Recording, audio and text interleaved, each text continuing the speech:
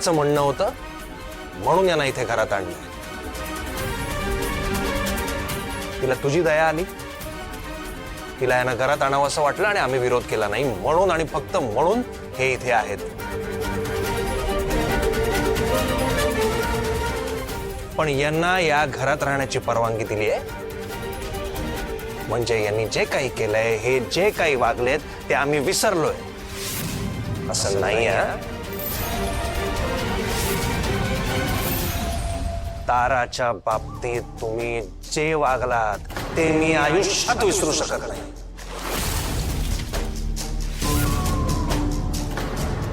आणि त्यामुळे आयुष्यात तुमच्यावर विश्वास ठेवू शकत नाही.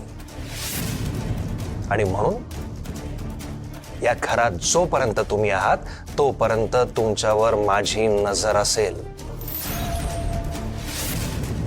आणि हा, मी तो आजारी श्रेयस नाही आहे आता. श्रेयस, अरे पश्चाताप ही खूप मोठी. आत्या, भावनिक चर्चा नकोय. मी रिपीट करतोय, माझा यांच्यावर काडीचाही विश्वास नाही.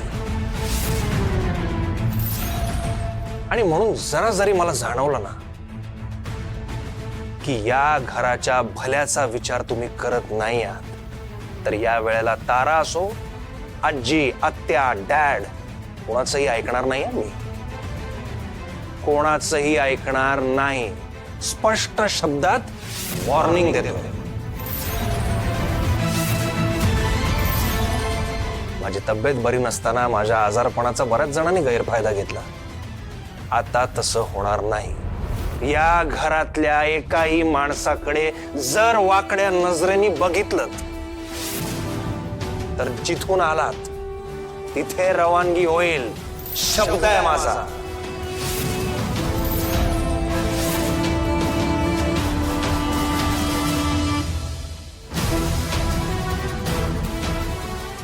या घराची, घरातल्या प्रत्येक माणसाची,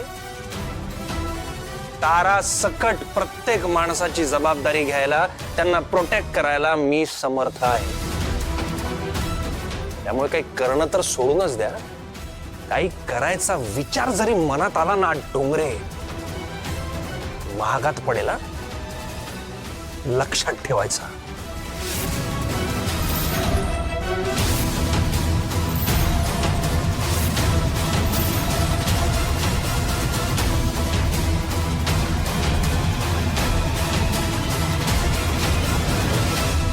ऐकलत ना नीच माणसांनो, माझा श्रेयस खंबीर आहे आणि माझ्या पाठीशी उभा आहे. तुम्ही माझं काही वाकडं करू शकत नाही.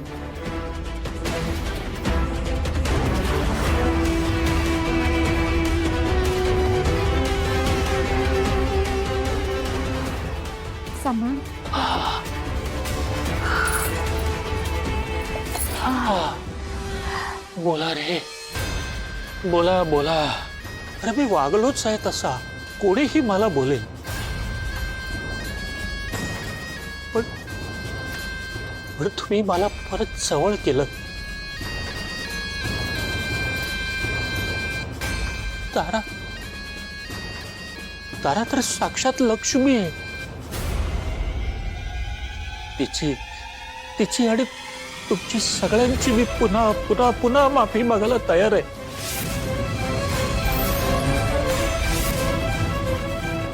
श्रेयस, खरंच सांगतो, यापुढे घरातल्या कोणत्याच गोष्टीमध्ये मी ढवळाढवळ करणार नाही.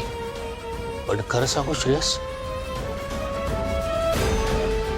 तुम्हाला खोटं वाटेल म्हणून सांगत नव्हतो, पण आता नाईलाज झालाय म्हणून खरं सांगावं लागतंय. काय, माझ्यावर देखील तशीच वेळ आली होती. त्यामुळे मी तसा वागलो. माझे हात दगडाखाली होते. खरंच सांगतो, तेव्हा कोल्हापुरामध्ये पोरींना पळवायची अशीच एक टोळी कार्यरत होती आणि काही मुलींना पळवून देणार होते. पण मी एकट्याने हे प्रकरण थांबवण्याचा प्रयत्न केला. किती खोटं बोलशील निर्लज्ज माणसा, किती खोटं बोलशील. परिणाम व्हायचा तोच झाला. त्या टोळीने मला धमकी दिली, सगळे माझ्या विरोधात गेले. फार फार मोठं रॅकेट होतं ते. त्या संपूर्ण टोळीने माझं अख्खं कुटुंब वेठीस धरलं होतं. एवढंच नाही तर सरदाई कुटुंब संपवण्याची धमकी दिली होती त्यांनी. आम्ही सांगतो तसं वाग, नाहीतर तुला मारून टाकू अशी धमकी दिली होती हो मला. बस त्यामुळेच मी असा सगळा वेडावाकडा वागलो. मला क्षमा करा. खरं तर मी मरून जायला हवं होतं. निदान माझ्या स्वच्छ चारित्र्यावर असं डाग तरी लागला नसता.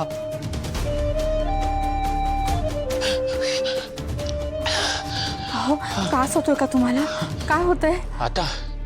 आता ही एकच खंत माझ्या उराशी कायमची राहील.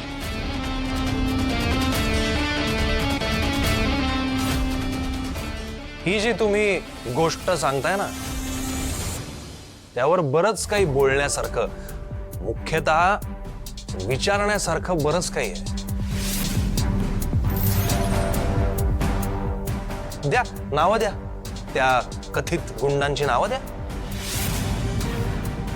अटक करायला लावतो त्यांना. हा, त्यांची टोळी उघडकीस आणू आपण, सगळं रॅकेट बंद करू त्यांचं. द्या नावं. तब्येत बरी नाहीये, हृदय नाजूक आहे, आराम करा आणि मी सांगितलेल्या लक्ष्मण रेषेत राहा. आठवण करून देतो. तुम्ही बरे झालात की शोध लावू सगळ्याचा. तोपर्यंत आराम करायचा. चलता.